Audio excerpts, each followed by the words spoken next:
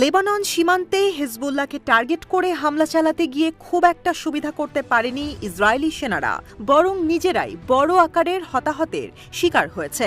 লেবাননের শক্তিশালী এই সশস্ত্র গোষ্ঠীর হামলায় একদিনেই ২০ জনেরও বেশি ইসরায়েলি সেনা হতাহত হয়েছে বলে জানিয়েছে রাশিয়ার রাষ্ট্রীয় গণমাধ্যম আরটি।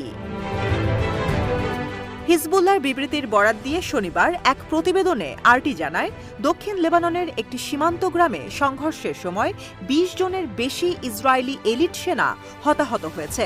গোষ্ঠীটি বলেছে, তারা সীমান্তের কাছাকাছি এলাকায় একটি ট্যাঙ্ক এবং সামরিক সমাবেশকে টার্গেট করে ভারী রকেট হামলা চালায়। এতে ইসরায়েলি বাহিনীতে রেকর্ড পরিমাণ হতাহতের ঘটনা ঘটে। প্রতিবেদনে আরও জানানো হয়, হিজবুল্লাহ যোদ্ধারা গাইডেড ক্ষেপণাস্ত্র দিয়ে মালাকিয়া পোস্টের কাছে একটি ইসরায়েলি মেরকাভা ট্যাঙ্ক ধ্বংস করেছে, যার ফলে ট্যাঙ্কের ক্রুরা হতাহতের শিকার হয়।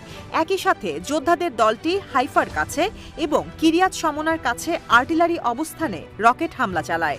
এছাড়া অধিকৃত কাফর সুবা পাহাড়ে রুয়াইসাত আল আলম সহ বেশ কয়েকটি ইসরায়েলি অবস্থানের পাশাপাশি কার্মিয়েল এবং সাসায় ইসরায়েলি সামরিক বাহিনীকে টার্গেট করে ভারী ক্ষেপণাস্ত্র ও রকেট দিয়ে হামলা চালায় হিজবুল্লাহ যোদ্ধারা।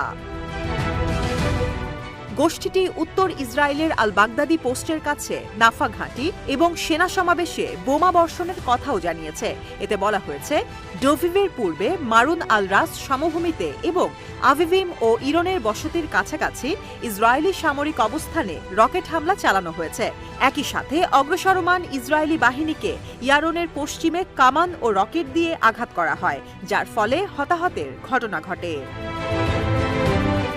আরটির প্রতিবেদনে জানানো হয়েছে, দক্ষিণ লেবাননে ইসরায়েলের ট্যাঙ্ক, কামান ও ভারী বোমা খুব বেশি কাজে লাগছে না। ফলে বিভিন্ন জায়গা দিয়ে লেবাননে প্রবেশের চেষ্টা করলেও কোনো রকম সফলতা পায়নি ইসরায়েলি সেনারা। এদিকে হিজবুল্লাহ দাবি করেছে, তারা লেবাননের মারুন আল রাস গ্রামে অনুপ্রবেশের চেষ্টাকারী ইসরায়েলি সেনাদের আটকে দিয়েছে।